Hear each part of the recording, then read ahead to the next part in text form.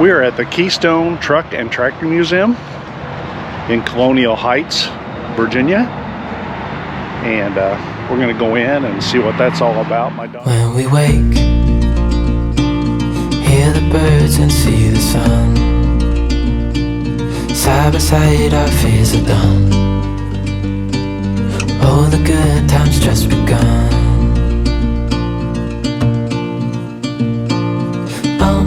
We know what we have, let's hold on tight. Found what we're looking for in life. Call us crazy, but things are finally right. With you and I, the future is bright.